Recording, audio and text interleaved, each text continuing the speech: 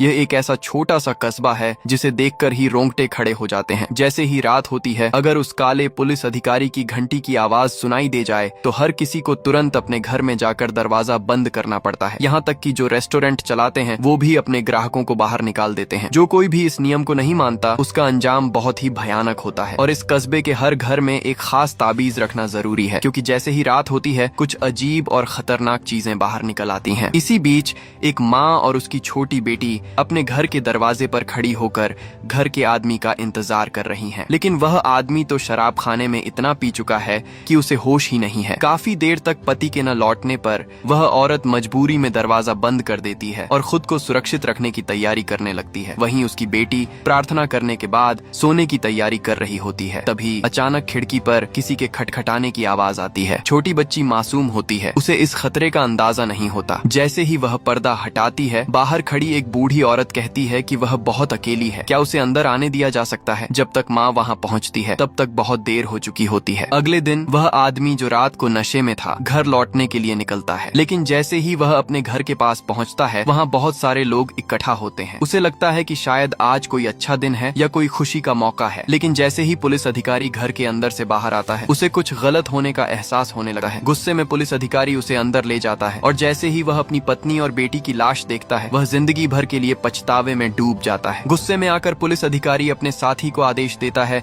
कि उसे तुरंत बंद कर दिया जाए। जब पूरे कस्बे के लोग माँ बेटी के अंतिम संस्कार में शामिल होकर उन्हें श्रद्धांजलि दे रहे होते हैं, तभी अचानक एक गाड़ी कस्बे में आती है और माहौल एकदम से तनावपूर्ण हो जाता है। पुलिस अधिकारी तुरंत सभी लोगों को कुछ निर्देश देता है। दरअसल गाड़ी में बैठा आदमी सिर्फ रास्ता पूछना चाहता था, लेकिन अजीब बात यह है कि वहाँ मौजूद कोई भी उसकी बात का जवाब नहीं देता। तभी पुलिस अधिकारी उसके पास आता है। आदमी बताता है कि उसके फोन में नेटवर्क नहीं है, इसलिए उसे रास्ता समझ नहीं आ रहा। पुलिस अधिकारी उसे एक रास्ता दिखा देता है, लेकिन जैसे ही वह आदमी वहाँ से जाता है पुलिस अधिकारी के चेहरे के हाव भाव अचानक बदल जाते हैं। ऐसी अजीब और डरावनी घटना शायद आपने भी कभी न कभी महसूस की हो। अब एक 4 लोगों का परिवार अपनी बड़ी गाड़ी में छुट्टियां मनाने निकलता है। सब कुछ सही चल रहा होता है, लेकिन अचानक रास्ते में एक बड़ा पेड़ गिरा हुआ मिलता है जो उनका रास्ता रोक देता है। जैसे ही वे लोग गाड़ी से नीचे उतरते हैं उन्हें आसमान में बहुत सारे कौए मंडराते हुए दिखाई देते हैं। यह अजीब नजारा देखकर पूरा परिवार घबरा जाता है और वे तुरंत गाड़ी में बैठकर दूसरा रास्ता लेने का फैसला करते हैं। लेकिन तभी उनका फोन भी काम करना बंद कर देता है और इसी वजह से वे इस रहस्यमयी कस्बे में आ पहुंचते हैं। आदमी फिर से रास्ता पूछने की कोशिश करता है, लेकिन इस बार भी कोई उसकी बात का जवाब नहीं देता। सिर्फ वही रहस्यमयी पुलिस अधिकारी आता है और उन्हें एक रास्ता बता देता है। जब वह आदमी वापस गाड़ी में आता है तो उसकी पत्नी को यहाँ के लोग बहुत अजीब लगते हैं। कुछ ही देर में वे वहाँ से निकल जाते हैं,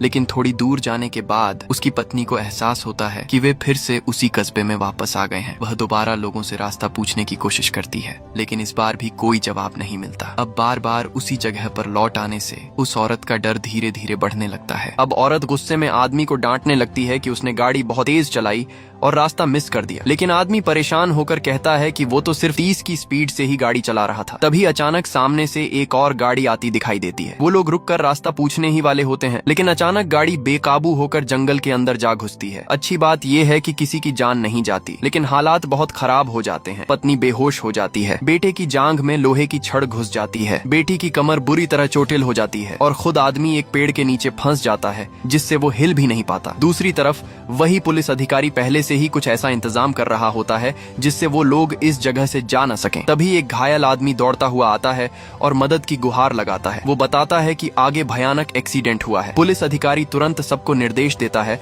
और खुद सबसे पहले वहां पहुंचता है। बाकी लोग भी उसके पीछे पीछे मदद के लिए भागते हैं। जब वे लोग वहां पहुंचते हैं तो काली गाड़ी के अंदर एक आदमी अभी भी जिंदा होता है, लेकिन वो नशे में होता है। इधर इस परिवार की हालत बहुत ही गंभीर होती है। फिर भी सब लोग मिलकर एक एक करके तीनों को बाहर निकाल लेते हैं, लेकिन एक बच्चा बहुत बुरी तरह फंसा होता है। उसे तुरंत बाहर निकालना मुश्किल है और सबसे बड़ा खतरा ये है कि अंधेरा होने में सिर्फ 40 मिनट बचे हैं, क्योंकि जैसे ही रात होती है वो खतरनाक चीजें बाहर आ जाती हैं। सबको पता है कि यहाँ रुकना मतलब अपनी जान खतरे में डालना। फिर भी किसी के पास कोई और रास्ता नहीं होता। आखिर फैसला होता है कि पुलिस अधिकारी और एक नर्स वहीं रुककर बच्चे को बचाने की कोशिश करेंगे और बाकी लोग तीनों घायलों को जल्दी से सुरक्षित जगह पर ले जाएंगे। पुलिस अधिकारी उस आदमी से कहता है कि वो पहले अपनी पत्नी और बेटी को लेकर चला जाए, क्योंकि इस सब को समझा समझाना उसके बस की बात नहीं है। आदमी आधा यकीन और आधा शक के साथ उसकी बात मान लेता है और अपनी पत्नी और बेटी को समझाकर वापस भेज देता है। जैसे ही वो गाड़ी में बैठते हैं, पुलिस अधिकारी घर के दरवाजे खिड़कियां कसकर बंद कर देता है और हर जगह ताबीज टांग देता है। आदमी की आंखों में अब डर साफ दिखाई देने लगता है, लेकिन उसके पास विश्वास करने के अलावा कोई रास्ता नहीं होता। उधर जो लोग घायलों को लेकर जा रहे होते हैं, उनकी गाड़ी के टायर अचानक फट जाते हैं। अब अंधेरा होने ही वाला है और वो खतरनाक चीजें किसी भी पल आ सकती हैं। इसलिए सब लोग तुरंत गाड़ी से उतरते हैं और घायलों को सहारा देकर भागते हुए वापस लौटने लगते हैं। इसी बीच बुरी तरह घायल बच्चा अचानक तड़पने लगा है। पहले से ही डरे हुए माहौल में अब बाहर से डरावनी आवाजें भी सुनाई देने लगी हैं। किसी को नहीं पता कि बाकी लोगों के साथ क्या हो रहा है। अब काली रात में कुछ लोग अपनी जान बचाने के लिए पागलों की तरह भाग रहे होते हैं, क्योंकि इस कस्बे में जैसे ही अंधेरा होता है, कुछ खतरनाक चीजें बाहर निकल आती हैं। जैसे ही उनकी आवाजें घर के अंदर मौजूद लोगों तक पहुंचती हैं, अंदर बैठे लोग घबरा जाते हैं। बाहर खड़े लोग दरवाजे पर बेतहाशा दस्तक देते हैं, अंदर आने की गुहार लगाते हैं, लेकिन कोई दरवाजा नहीं खोलता। और तभी वो खतरनाक चीजें सामने आ जाती हैं। जैसे ही एक लड़की उनके झांसे में आने वाली होती है, तभी एक लड़का गोली चला देता है, लेकिन उन चीजों पर गोली का कोई असर नहीं होता। खुशकिस्मती से उसी वक्त दरवाजा खुल जाता है और सब लोग किसी तरह अंदर घुसकर अपनी जान बचा लेते हैं। लेकिन अंदर आते ही उन्हें तुरंत बांध दिया जाता है, क्योंकि यहाँ के लोग नहीं जानते कि ये नए लोग सच में इंसान हैं या फिर उन्हीं खतरनाक चीजों का रूप। दूसरी तरफ पुलिस अधिकारी और उसके साथी भी अब उन डरावनी चीजों से घिर चुके हैं। ताबीज की वजह से वो चीजें अंदर नहीं आ पा रही हैं, लेकिन फिर भी कोई भी एक पल के लिए भी ढीला नहीं पड़ता, क्योंकि अब वो खतरनाक चीजें उन्हें बहकाने और धोखा देने की कोशिश करने लगती हैं। आखिर में पुलिस अधिकारी उस आदमी को किसी तरह काबू में करता है ताकि वो स्थिति को समझ सके। कुछ देर बाद आदमी धीरे धीरे शांत हो जाता है। अब उसके पास कोई और रास्ता नहीं होता, उसे मजबूरी में इस सच्चाई पर विश्वास करना पड़ता है। तभी पुलिस अधिकारी उसे धीरे धीरे सब कुछ समझाना शुरू करता है। उधर वो खतरनाक चीजें अभी भी गाड़ी के आसपास मंडरा रही होती हैं। इस समय उनके पास बस एक ही रास्ता है, सुबह होने का इंतजार करना। दूसरी तरफ उसकी पत्नी के हाथों की रस्सी खोली जाती है, लेकिन वो घबराकर तुरंत बाहर भागकर अपनी बेटी को ढूंढने जाना चाहती है। दरवाजे पर बंदूक लेकर खड़े आदमी को देखकर वो मजबूरी में वापस बैठ जाती है। वहाँ मौजूद एक जिम्मेदार व्यक्ति उसे समझाता है कि उसकी बेटी को कोई नुकसान नहीं पहुंचाएगा, क्योंकि ये खतरनाक चीजें अक्सर लोगों को धोखा देने के लिए उनके जान पहचान वालों का रूप धारण कर लेती हैं और फिर हमला करती हैं। इसी वजह से यहाँ के लोग हर नए इंसान पर शक करते हैं। वो उसे बताता है कि इस कस्बे में मौजूद हर इंसान ठीक उसी तरह यहाँ पहुंचा है जैसे वो पहुंची है। इसलिए वो कहता है कि पहले ये रात सुरक्षित निकालो, फिर धीरे धीरे सब कुछ समझ में आ जाएगा। लेकिन इसी बीच एक और डरावनी घटना घटी है। वहीं दूसरी तरफ एक लड़की जो एक घायल आदमी की देखभाल कर रही होती है, अचानक उसका व्यवहार अजीब हो जाता है, जैसे उस पर किसी का कब्जा हो गया हो। कुछ ही मिनट पहले वो आदमी को दिलासा दे रही थी कि ये उसकी गलती नहीं है, और अगले ही पल वो उसी आदमी की हत्या कर देती है। इतना ही नहीं, वो कमरे का दरवाजा भी खोल देती है। एक नर्स जब वहाँ पहुँचती है तो ये भयानक नजारा देखकर सन्न रह जाती है। वो भागने की कोशिश करती है, लेकिन तब तक वो खतरनाक चीजें उसके सामने आ चुकी होती हैं। वो लड़की जो अभी कुछ देर पहले मरीज को संभाल रही थी, अब खुद ही उसकी जान ले चुकी थी। जब वो घर वापस आती है तो अपने ऊपर लगे इस पाप को धोने की कोशिश करती है, लेकिन सच्चाई ये है कि उसका मन अब उन खतरनाक चीजों के काबू में आ चुका है। और सबसे डरावनी बात, पूरा कस्बा अभी तक इस सच्चाई से अनजान है। दूसरी तरफ वही जिम्मेदार व्यक्ति उस औरत को इस कस्बे की पूरी सच्चाई बताता है। वो बताता है कि जो भी इंसान इस कस्बे में आता है वो पहले एक ऐसी सड़क से गुजरता है जहाँ एक बड़ा पेड़ रास्ता रोककर गिरा होता है। उसके बाद आसमान में बहुत सारे कौए दिखाई देते हैं, और चाहे तुम कितनी भी दूर गाड़ी चलाओ, तुम बार बार उसी जगह घूमकर वापस आ जाते हो और आखिर में तुम इसी कस्बे में पहुंच जाते हो। वो बताता है कि वो और उसकी बहन भी इसी तरह यहाँ पहुंचे थे, लेकिन उसकी बहन को इन खतरनाक चीजों पर विश्वास नहीं था और इसी वजह से उन चीजों ने उसे बेरहमी से मार डाला। ये सब सुनकर वो औरत पूरी तरह डर से कांप उठती है। किसी तरह ये लंबी और खतरनाक रात गुजरती है और सुबह होते ही पूरा परिवार एक दूसरे से मिल पाता है। लेकिन जब सब लोग वापस कस्बे में आते हैं तो उन्हें पता चलता है कि अस्पताल का दरवाजा खुला हुआ है। ये देखकर पुलिस अधिकारी का साथी तुरंत समझ जाता है कि कुछ बहुत बुरा हुआ है। उसे अंदाजा हो जाता है कि उसका पिता अब जिंदा नहीं होगा, और सच में उसका पिता उन खतरनाक चीजों द्वारा बेरहमी से मार दिया जाता है। असल में ये सब उस लड़की की वजह से हुआ था जो रात में उनके काबू में आ गई थी और दरवाजा बंद करना भूल गई। लेकिन इस सच्चाई के बारे में किसी को कुछ पता नहीं होता। उधर पुलिस अधिकारी का साथी इस पूरी घटना के लिए उस नए परिवार को जिम्मेदार मानने लगता है और उनके खिलाफ नफरत पाल लेता है। पुलिस अधिकारी अपने हाथ में पकड़ी चीज को देखता है जैसे वो कुछ बड़ा फैसला लेने की सोच रहा हो। वापस जाकर वो मजबूरी में उस दीवार पर लिखे 96 दिनों की शांति के रिकॉर्ड को मिटा देता है। अब ये साफ हो चुका है कि इस कस्बे की शांति खत्म हो चुकी है। धीरे धीरे वो 4 लोगों का परिवार भी इस अजीब और खतरनाक जगह के माहौल को स्वीकार करने लगता है। लेकिन फिर भी एक अजीब बात सामने आती है। जब छोटा बच्चा अकेले खिड़की के बाहर देखता है तो कुछ ऐसा दिखता है जो बाकी किसी को नजर नहीं आता। वो छोटा बच्चा जब भी खिड़की खिड़की से बाहर देखता है उसे हमेशा एक और छोटा बच्चा दिखाई देता है जो उसे हाथ हिलाकर बुलाता है। लेकिन सबसे डरावनी बात यह है कि इस पूरे कस्बे में जो बच्चा अभी मरा है उसके अलावा कोई और बच्चा है ही नहीं। फिर भी वो बच्चा बार बार दिखाई देता है। अब ये छोटा लड़का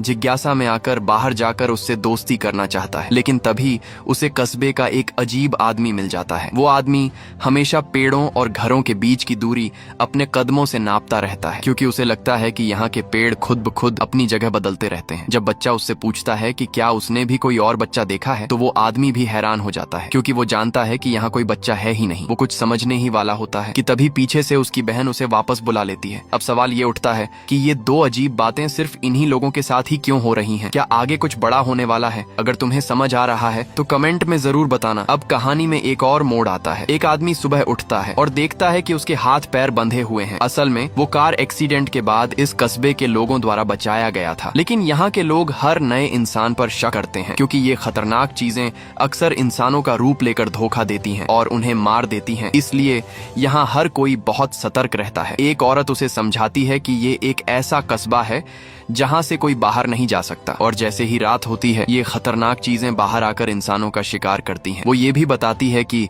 उसके दोस्त की मौत भी इन्हीं के हाथों हुई है। ये सब सुनकर आदमी डर तो जाता है, लेकिन उसे लगता है कि ये सब कोई नाटक है या फिर कोई खेल चल रहा है। इसलिए वो अचानक बाहर भागा है और रास्ते में खड़ी एक साइकिल उठाकर खुद ही सच्चाई ढूंढने निकल पड़ता है। वो एक रेस्टोरेंट में जाकर बिना लाइन के खाना खाने लगता है। उसे लगता है कि उसने बहुत पैसे दिए होंगे तभी उसे ये सब मिल रहा है, लेकिन तभी एक बुजुर्ग औरत उसे डांट देती है और उसे उसकी औकात दिखा देती है। दूसरी तरफ एक पादरी नए आए हुए पति पत्नी को इस जगह के बारे में समझा रहा होता है। वो उन्हें बताता है कि रात में हमेशा दरवाजे और खिड़कियां बंद रखना, क्योंकि ये खतरनाक चीजें तुम्हें बहकाकर अंदर आने की कोशिश करेंगी, और खासकर बच्चे बहुत जल्दी इनके झांसे में आ जाते हैं। फिर वो उन्हें एक घर दिखाने ले जाता है जहाँ वो एक असली उदाहरण देता है। वो बताता है कि इस घर का मालिक लापरवाह था और शराब के नशे में नियमों का पालन नहीं कर पाया, जिसकी वजह से उसकी पत्नी और बच्ची की मौत हो गई। ये सब देखकर वो औरत बहुत घबरा जाती है और विरोध करने लगती है, लेकिन उसका पति उसे समझाता है कि अगर वे नियमों का पालन करेंगे तो उनके साथ कुछ भी बुरा नहीं होगा। अब उन्हें भी समझ आ जाता है कि उनके पास कोई और रास्ता नहीं है। उधर वही नशे में रहने वाला आदमी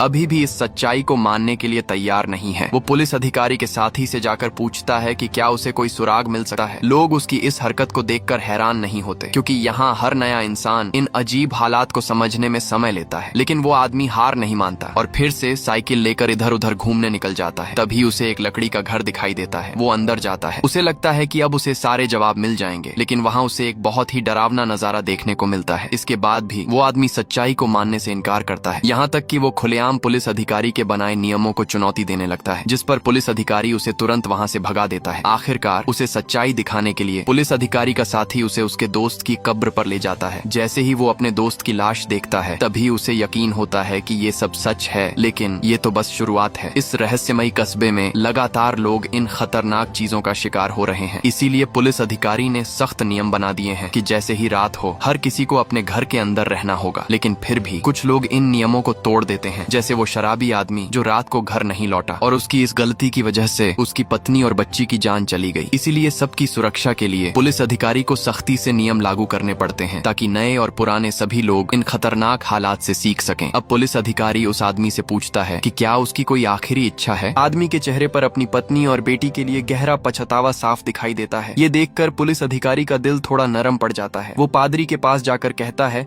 कि उस आदमी को एक और मौका दिया जाए, आखिरकार वो भी एक इंसान है। लेकिन पादरी साफ कह देता है कि यहाँ सब कुछ नियमों के हिसाब से ही चलेगा। पादरी साफ कह देता है कि अगर इस बार नियम तोड़े गए तो फिर कोई भी इन नियमों का पालन नहीं करेगा, और ऐसे में यहाँ से जिंदा निकल पाना लगभग नामुमकिन हो जाएगा। पुलिस अधिकारी मजबूरी में उस लोहे के बंद कमरे, टिन वाले कमरे की तरफ जाता है, जहाँ इंसान को बैठकर अपनी मौत का इंतजार करना पड़ता है। वो खुद उस डर को महसूस करता है और उसका दिल अंदर से कांप उठता है, लेकिन उसका दिल अभी भी जिंदा होता है। इसलिए वो चुपके से उस आदमी को एक ताबीज दे देता है ताकि वो वहाँ से भाग सके और शायद उसकी जान बच जाए। वो इससे ज्यादा कुछ नहीं कर सकता। इसके बाद पुलिस अधिकारी सब लोगों को फिर से इकट्ठा करता है और नए आए लोगों के रहने का फैसला करवाता है। यहाँ दो तरह के चुनाव होते हैं। जो पत्थर चुनते हैं वो हर हाल में यहाँ से निकलने का रास्ता ढूंढते रहते हैं, और जो फूल चुनते हैं वो बस साथ मिलकर रहना चाहते हैं और अभी की जिंदगी जीते हैं। उस नए परिवार में बेटी फूल चुनती है और सबके साथ रहने चली जाती है। माँ बाप बहुत परेशान होते हैं, लेकिन यहाँ एक बार जो फैसला ले लिया उसे बदला नहीं जा सकता। बाकी लोग पत्थर चुनते हैं। तभी पुलिस अधिकारी कुछ इंसानियत भरी बातें कहने ही वाला होता है कि वही पछतावा करने वाला आदमी बीच में आ जाता है। वो खुद आगे बढ़कर कहता है कि वो सजा को स्वीकार करता है। अब उसके पास जीने की कोई चाह नहीं बची और उसे समझ आ चुका है कि अगर एक को सजा देकर बाकी लोगों को सबक मिलेगा तभी शायद सब यहाँ से जिंदा निकल पाएंगे। रात होते ही पूरा कस्बा इकट्ठा हो जाता है। सब उस आदमी को उस सज्जा वाले कमरे में जाते हुए देखते हैं। कुछ लोग तो खुशी भी मना रहे होते हैं क्योंकि उन्हें लगता है कि अब सब सुरक्षित हैं। लेकिन उस कमरे के अंदर वो आदमी डर के साथ देख रहा होता है कि वो खतरनाक चीजें धीरे धीरे उसकी तरफ बढ़ रही हैं। सिर्फ पुलिस अधिकारी ही है जो ये सब देखकर भी सहन नहीं कर पाता और खिड़की खोलकर अंदर झांकता है। अब सवाल ये है, आगे इस कस्बे में क्या होने वाला है? ये खतरनाक चीजें आखिर आई कहाँ से हैं और क्या ये लोग कभी यहाँ से निकल पाएंगे? अगर जानना है तो आगे की कहानी जरूर देखना। अब कहानी एक और रहस्यमयी मोड़ लेती है। एक छोटा लड़का अचानक खुद को उसी डरावने कस्बे में पाता है और सामने का नजारा देखकर डर से कांप उठता है। चारों तरफ मरे हुए लोग पड़े होते हैं। सिर्फ एक छोटा कुत्ता और सफेद कपड़े पहना एक लड़का ही जिंदा दिखाई देता है। वो बच्चा घबराकर उनके पीछे पीछे चलता है और उस सफेद कपड़े वाले लड़के से बात करने की कोशिश करता है, लेकिन अचानक वो लड़का उसकी आंखों के सामने गायब हो जाता है। ये देखकर वो बच्चा बुरी तरह डर जाता है। समय बीता है, कई साल गुजर जाते हैं। अब वो बच्चा बड़ा होकर एक आदमी बन चुका है, लेकिन उस दिन की वो अजीब घटना आज तक एक रहस्य बनी हुई है। असल में वो आदमी इस कस्बे में आने वालों में सबसे पहला इंसान था। इतने सालों में कोई भी यहाँ से निकलने का रास्ता नहीं ढूंढ पाया, लेकिन जैसे ही जिम का परिवार इस कस्बे में आता है वो आदमी फिर से उसी सफेद कपड़े वाले बच्चे को देखता है। अब उसे लगने लगता है कि कुछ बड़ा होने वाला है, क्योंकि इतने सालों में वो बच्चा फिर कभी दिखाई नहीं दिया था। दूसरी तरफ एक आदमी अपने बेटे को लेकर कस्बे के रेस्टोरेंट में नाश्ता करने जाता है। जैसे ही जिम वॉशरूम में जाता है वही अजीब आदमी बच्चे के पास आता है और उसे एक कागज दिखाता है जिसमें उसने उस सफेद कपड़े वाले लड़के की तस्वीर बनाई होती है। वो पूछता है, क्या तुमने भी यही लड़का देखा है? बच्चा हाँ कह देता है। अब उस आदमी को यकीन हो जाता है कि उसकी सोच सही थी। वो कहता है, जैसे ही ये सफेद कपड़े वाला लड़का दिखता है इस कस्बे में और भी भयानक घटनाएं होने लगती हैं। तभी जिम वापस आता है और उस आदमी को अपने बेटे के पास देखकर गुस्सा हो जाता है। वो तुरंत उसे पकड़कर दूर कर देता है और कहता है कि उसके बेटे से दूर रहे। ये देखकर बच्चा भी हैरान रह जाता है क्योंकि उसे अभी तक इस कस्बे की सच्चाई का अंदाजा नहीं है। घर लौटने के बाद बच्चा कहता है कि वो थोड़ी देर अकेले रहना चाहता है, लेकिन कुछ ही देर में वही अजीब आदमी पीछे के दरवाजे से फिर आ जाता है और बच्चे को अपने साथ चलने के लिए कहता है। वो कहता है कि हमें उस सफेद कपड़े वाले लड़के को ढूंढना होगा क्योंकि उसी से पता चल सकता है कि वो वापस क्यों आया है। वो ये भी बताता है कि सिर्फ वही लोग उसे देख सकते हैं जिन्हें वो खुद चुनता है। दोनों जंगल में जाते हैं और कुछ ही देर बाद उन्हें फिर से वही सफेद कपड़े वाला लड़का दिखाई देता है, लेकिन जैसे ही वे उसके पीछे जाते हैं वो फिर से गायब हो जाता है। तभी उस आदमी को एक अजीब सा पेड़ दिखाई देता है। वो एक पत्थर उठाकर उस पर निशान बनाता है और उसे पेड़ के अंदर डाल देता है। कुछ ही पल बाद वही पत्थर कहीं और से नीचे गिर जाता है। अब उसे समझ आता है कि इस जंगल के पेड़ों के अंदर जो सुराख हैं वो किसी भी चीज को एक जगह से दूसरी जगह पहुंचा सकते हैं। वो अजीब आदमी जो पेड़ों के बारे में जानता था असल में उस रहस्य को सिर्फ वही जानता था। यही वजह है कि लोग अलग अलग जगहों से अचानक इस कस्बे में आ जाते हैं। जब वो ये राज उस बच्चे को बताता है तभी उस पेड़ के अंदर से एक डरावनी आवाज आती है और वो आदमी अचानक दर्द से तड़पने लगता है। उसे समझ आ जाता है कि अब खतरा आने वाला है। वो तुरंत वहाँ से निकलने के लिए कहता है। उसी समय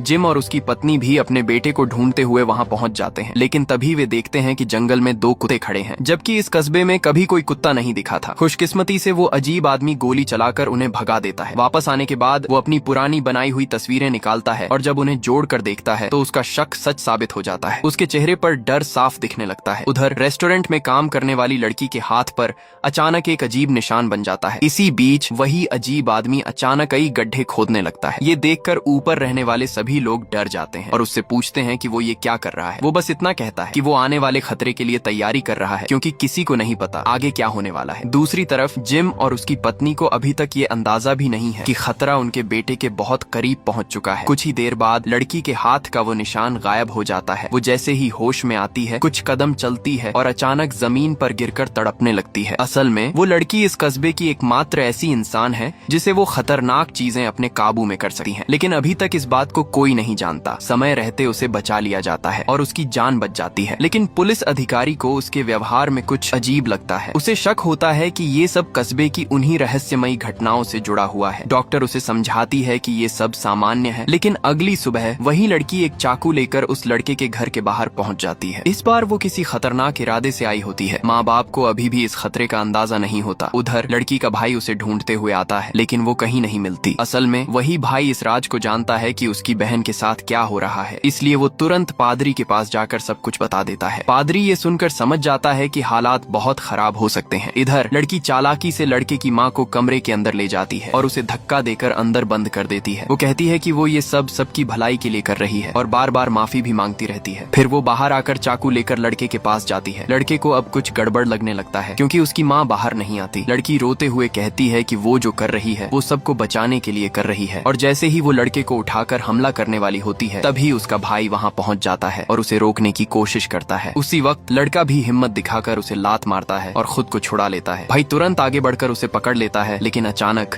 लड़की पलटकर उसके गले पर वार कर देती है। कुछ ही पल बाद उसे एहसास होता है कि उसने अपने ही भाई को घायल कर दिया है। तभी पादरी भी वहाँ पहुँच जाता है। लड़की डर से उसकी तरफ देखने लगती है, लेकिन तब तक उसका भाई बेहोश हो चुका होता है। जब पुलिस अधिकारी वहाँ पहुँचता है तब तक लड़की भाग चुकी होती है। पादरी चुपचाप जंगल से वापस लौटता है। उसके चेहरे पर गहरी चिंता साफ दिखाई देती है। जिम गुस्से में पुलिस अधिकारी और पादरी के पास आता है और उस लड़की को ढूंढने की मांग करता है जिसने उसके परिवार पर हमला किया। पादरी हिचकिचाते हुए कहता है कि वो जंगल में भाग गई है। दोनों उसे भरोसा दिलाते हैं कि अगर वो मिली तो उसके साथ सख्त कार्रवाई होगी, लेकिन जिम गुस्से में चिल्लाता है, क्या यही तुम्हारा परिवार है? दोनों के पास कोई जवाब नहीं होता। उधर पुलिस अधिकारी अपराध बोध में डॉक्टर के पास जाता है और उसे दिलासा देता है कि ये उसकी गलती नहीं है। तभी अचानक उसे कुछ अजीब सी आवाज सुनाई देती है। दूसरी तरफ एक आदमी खराब प्लग ठीक करने की कोशिश करता है, लेकिन हैरानी की बात ये होती है कि उस प्लग में तांबे की तार ही नहीं होती और उससे जुड़ी बिजली की तारों में भी कोई तार नहीं होता, फिर भी बल्ब जल रहा होता है। यही है इस कस्बे का सबसे बड़ा और डरावना रहस्य, जहाँ हर चीज सामान्य दिखते हुए भी पूरी तरह असामान्य है। अब पति पत्नी अभी भी इस अजीब बात को समझ ही रहे होते हैं कि तभी कस्बे का एक आदमी ढेर सारी तारें लेकर अंदर घुस आता है। वो बताता है कि उसने भी इस रहस्य को नोटिस किया है और अगर इस कस्बे से बाहर निकलना है तो अभी भी एक आखिरी रास्ता बचा है। वो कहता है हमें एक सिग्नल टावर बनाना होगा ताकि बाहर की दुनिया से संपर्क किया जा सके, इस उम्मीद में कि शायद अब बचने का रास्ता मिल जाए। दोनों लोग सारा सामान लेकर कस्बे के सबसे ऊंचे पेड़ के पास पहुंचते हैं। जल्दी जल्दी काम शुरू होता है। जिम पेड़ की सबसे ऊंची शाखा पर एंटीना लगा देता है और वो शराबी आदमी नीचे खड़े होकर तार जोड़ने लगता है, लेकिन तभी कुछ बहुत अजीब होता है। जैसे ही वो ऊपर देखता है पेड़ के तने से अजीब अजीब शाखाएं निकलने लगती हैं। वो अपने हाथ में उन शाखाओं को देखकर डर जाता है और जैसे ही वो ऊपर नजर उठाता है उसे पेड़ पर कुछ लटकता हुआ दिखाई देता है। साथ ही पेड़ पर एक अजीब सा निशान भी बना होता है। अब उसका डर और बढ़ जाता है। वो पीछे मुड़ता है और अचानक कोई आदमी उस पर गोली चला देता है। वो घबराकर जान बचाने के लिए भागने लगता है। पीछे से फिर गोली चलती है और डर के मारे वो जमीन पर गिर जाता है। तभी वो आदमी उसके पास आता है और उस पर हमला करने लगता है, लेकिन जैसे ही वो दूसरी बार वार करने वाला होता है जिम की आवाज सुनकर वो होश में आता है। तब उसे समझ आता है कि ये सब सिर्फ एक भयानक भ्रम, इल्यूजन था। पेड़ को छूते ही उसे ये सब दिखाई दिया था। डर के मारे वो तुरंत वहाँ से भाग जाता है। कुछ देर बाद जिम अकेले उसी पेड़ के पास वापस आता है और वायरलेस सेट चालू करता है। उसे वहाँ से हल्की हल्की आवाजें, सिग्नल तो सुनाई देती हैं, लेकिन कोई जवाब नहीं आता। उधर उसकी पत्नी के साथ भी कुछ अजीब होता है। उसे एक ऐसा गहना मिलता है जो उसने सालों पहले अपने पति को दिया था, लेकिन वो गहना बहुत पहले खो चुका था। अब वही गहना इस कस्बे के एक स्टोर रूम में कैसे आ गया, ये सोचकर वो और भी परेशान हो जाती है। उसे उस बिना तार वाली बिजली की बात याद आती है और वो तय करती है कि अब सच्चाई का पता लगाना ही होगा। वो दीवार तोड़कर तारों के स्रोत को देखने लगती है। तभी उसका पति आता है और उसे ऐसा करते देखकर हैरान रह जाता है। औरत उसे गहना दिखाकर कहती है कि ये वही खास गहना है जो उसने सालों पहले उसे दिया था और जिस पर उसने खुद एक निशान भी बनाया था। अब ये यहाँ कैसे आ गया? ये बात बिल्कुल नामुमकिन लगती है, लेकिन फिर भी ये सच उनके सामने खड़ा है। दूसरी तरफ पादरी एक टॉर्च लेकर जमीन के नीचे बने एक गुप्त कमरे में जाता है। असल में वो लड़की भागी नहीं थी, बल्कि पादरी ने ही उसे छिपा कर रखा था। वो ये जानना चाहता था कि क्या वो सच में उन खतरनाक चीजों से बात कर सकती है, क्योंकि अगर ऐसा है तो शायद ये सबके बचने का रास्ता बन सकता है। लड़की बताती है कि वो खतरनाक चीजें भी इंसानों की तरह ही इस जगह पर फंसी हुई हैं और वो भी अपने घर जाना चाहती हैं, लेकिन उनके मुताबिक अगर नए आए लोगों को मार दिया जाए तो शायद सब लोग यहाँ से निकल सकते हैं, वरना यहाँ मौजूद हर इंसान मर जाएगा। पादरी इस बात पर शक करता है। वो कहता है अगर तुम्हारे पास इसका कोई सबूत है तो हम उसे पुलिस अधिकारी को दिखा सकते हैं। तभी लड़की अचानक बेचैन होने लगती है और फिर वो एक अजीब सा निशान बनाकर दिखाती है। वो कहती है कि जब पादरी पहली बार इस कस्बे में आया था तो उसने जो सामान जमीन में दबाया था उस पर भी यही निशान बना हुआ था। ये सुनकर पादरी तुरंत वहाँ जाता है और सालों पहले दबाया हुआ सामान बाहर निकालता है और सच में उस पर वही निशान बना होता है। अब पादरी भी डर जाता है क्योंकि इसका मतलब है लड़की सच बोल रही है। लेकिन कहानी यहीं खत्म नहीं होती। एक और रहस्यमयी आदमी जो पहले कभी कभी कहानी में दिखाई नहीं दिया। रात के समय जब सब लोग सो रहे होते हैं, चुपचाप अपने कमरे से निकलता है और एक खिड़की के पास जाकर पर्दा हटाता है। वो लड़की खिड़की के बाहर खड़ी होकर आदमी से विदा लेने की बात करती है, लेकिन उसका ये तरीका आदमी को अजीब लगता है। आदमी घबराने लगता है और तभी लड़की ऐसी बात कहती है जिससे उसका दिल टूट जाता है। वो बिना सोचे समझे खिड़की को जोर लगाकर खोल देता है, खुशी खुशी अपनी पसंदीदा लड़की को अंदर बुला लेता है। लेकिन जिसने भी ये कहानी ध्यान से देखी है उसे पता है कि रात में खिड़की खोलना मौत को बुलाना है। पहले तो वो लड़की बिल्कुल मासूम और सीधी सादी लगती है, लेकिन अगले ही पल उसका असली रूप सामने आ जाता है और वो आदमी उसी पल अपनी सबसे बड़ी गलती की कीमत चुका देता है। उधर नीचे बाकी लोग पार्टी में मस्त होते हैं, उन्हें बिल्कुल अंदाजा नहीं होता कि उनके सिर के ऊपर ही मौत मंडरा रही है। दूसरी तरफ पादरी पुलिस अधिकारी के पास जाता है और वो कपड़े दिखाता है जो उसने जमीन से निकाले थे। वो अपनी पुरानी सच्चाई बताता है कि एक बार वो एक बच्चे को उसके पिता की मारपीट से बचा रहा था, लेकिन गलती से उसने उस बच्चे के पिता की जान ले ली और उसी के बाद वो किसी तरह इस कस्बे में आ पहुंचा। ये बात सिर्फ उसे ही पता थी, लेकिन हैरानी की बात ये है कि वो लड़की भी ये सब जानती थी। फिर वो पुलिस अधिकारी को बताता है कि उसने उस लड़की को तहखाने में बंद करके रखा है। ये सुनते ही पुलिस अधिकारी गुस्से में बंदूक निकाल लेता है, क्योंकि पादरी ने कस्बे के नियम तोड़ दिए थे। लेकिन पादरी समझाता है कि वो लड़की खास है, वो शायद इस जगह के रहस्य को सुलझा सकती है और सबको यहाँ से बाहर निकालने में मदद कर सकती है, क्योंकि उसका उन खतरनाक चीजों से कोई कनेक्शन है। पुलिस अधिकारी भी अब इस उम्मीद को एक मौका देना चाहता है, क्योंकि शायद यही बाहर निकलने का रास्ता हो सकता है। उधर वो खतरनाक चीज जिसने अभी अभी एक इंसान को मारा था बिल्कुल आराम से अपने कपड़ों से खून साफ करती है और फिर खिड़की खोल देती है। जैसे ही खिड़की खुलती है बाकी खतरनाक चीजें भी अंदर आने लगती हैं। नीचे एक लड़की को अजीब सी हंसी सुनाई देती है। वो उत्सुकता में ऊपर जाती है, लेकिन उसे नहीं पता होता कि सामने जो लड़की है वो इंसान नहीं है। दरवाजा बंद होते ही उसे सच्चाई समझ आती है, लेकिन तब तक बहुत देर हो चुकी होती है। वो खतरनाक चीजें उसके पास आती हैं और धीरे धीरे उसके साथ खेलना शुरू कर देती हैं। आखिर में उसकी जिज्ञासा ही उसकी मौत का कारण बन जाती है। दूसरी तरफ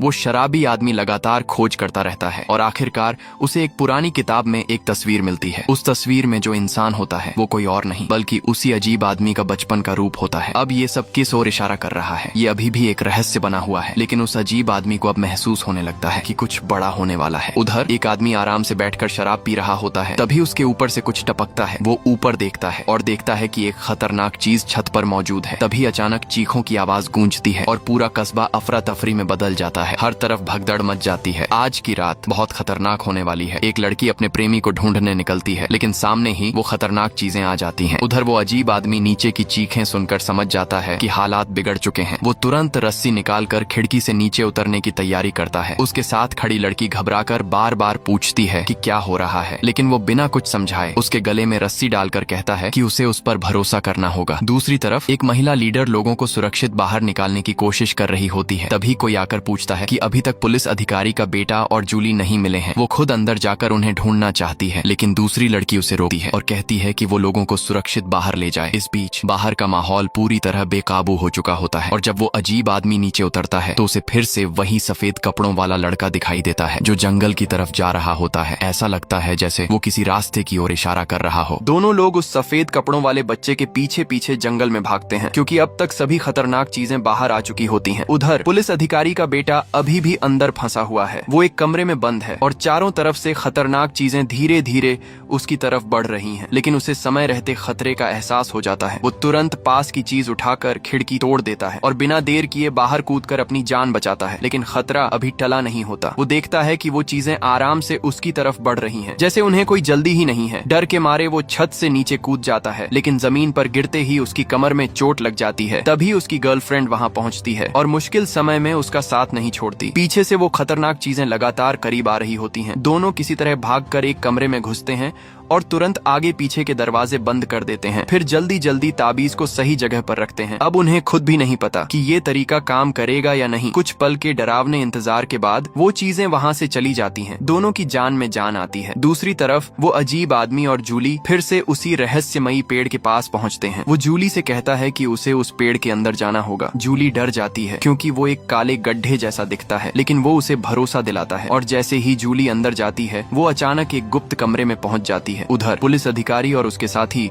अभी भी इस बात पर चर्चा कर रहे होते हैं कि सबको यहाँ से कैसे निकाला जाए। तभी बाहर से लाउडस्पीकर की आवाज आती है। दोनों तुरंत समझ जाते हैं कि उस तरफ खतरा पहुंच चुका है और सबसे बड़ी चिंता ये होती है कि उनका बेटा अभी तक लापता है। लेकिन इस समय उनके पास सोचने का वक्त नहीं होता, उन्हें तुरंत लोगों की जान बचानी होती है। इसी बीच पादरी धीरे धीरे चलते हुए आ रहा होता है। तभी अचानक पीछे से एक खतरनाक चीज उसे जोर से मारती है। वो जोरदार थप्पड़ उसके चेहरे पर पड़ता है। पुलिस अधिकारी तुरंत गोली चलाकर उसे बचाता है और दोनों किसी तरह एक कमरे में घुस जाते हैं। लेकिन वो एक वार बहुत भारी पड़ता है। पादरी की गर्दन की नस कट जाती है। उसके चेहरे पर दर्द और पछतावा साफ दिख रहा होता है और कुछ ही पलों में वो इस दुनिया को अलविदा कह देता है। अब सवाल और भी गहरे हो गए हैं। क्या जूली उस रहस्यमयी जगह से बाहर निकल पाएगी? क्या वो सफेद कपड़ों वाला बच्चा सच में रास्ता दिखा रहा है? और क्या इस कस्बे के लोग कभी यहाँ से जिंदा बचकर निकल पाएंगे? ये सब जानने के लिए अगले भाग का इंतजार करो।